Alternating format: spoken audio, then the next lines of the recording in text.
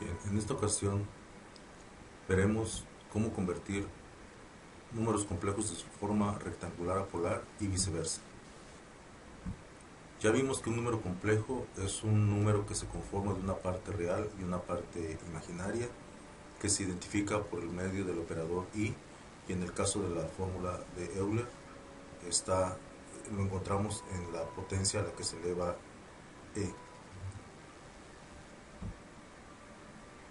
Para convertir de la forma polar a la forma rectangular utilizando Excel, nosotros tenemos que recordar que Excel trabaja sobre todo radianes y que en primer lugar tendremos que considerar la conversión de los grados que nosotros manejamos a radianes.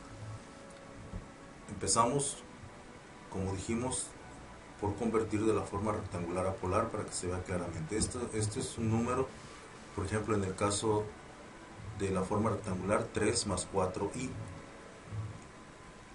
Veamos en la figura que básicamente hablamos del teorema de Pitágoras.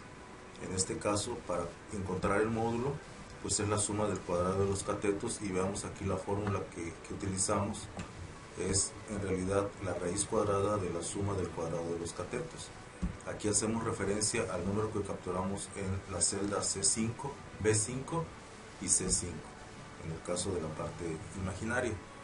Entonces, para calcular simple y sencillamente es 3 al cuadrado más 4 al cuadrado, raíz cuadrada.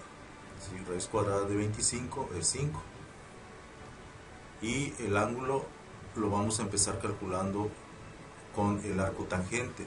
En este caso, Excel nos va a arrojar el resultado en radianes. El arco tangente es porque este ángulo conocemos la parte imaginaria y la parte real. La tangente de este ángulo es este componente entre ¿sí?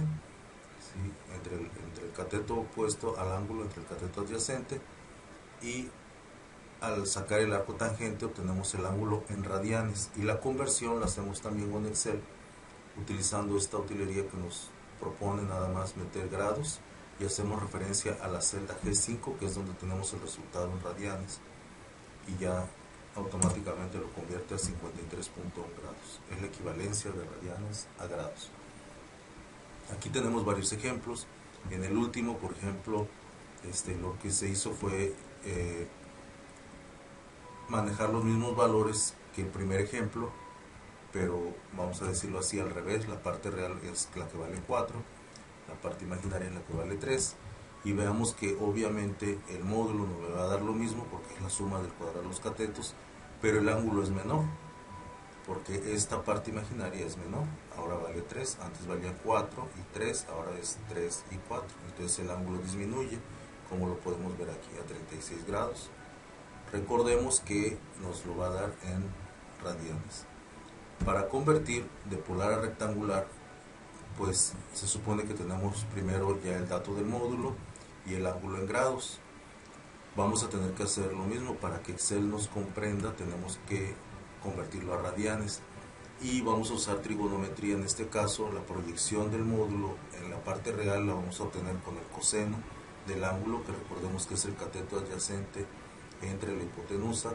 Despejamos de ahí y hacemos lo mismo, pero con la función seno para calcular la parte imaginaria. Aquí vemos nada más la conversión de grados a radianes. Y cómo vamos a encontrar la parte real, dijimos, utilizando la función coseno. Veamos que B5 es el módulo y D5 es el ángulo en radianes. Es el módulo por el coseno del ángulo, me va a dar la parte real. El módulo por el seno del ángulo me va a dar la parte imaginaria. Y aquí igual tenemos varios ejemplos, ¿sí? En donde nosotros podemos ver cómo van cambiando de cuadrante. Y para ver el último caso, lo que hicimos fue copiar, por ejemplo, en este caso, los datos de 5 y ángulo 36.9 para que lo veamos funcionar. 5, ángulo 36.9.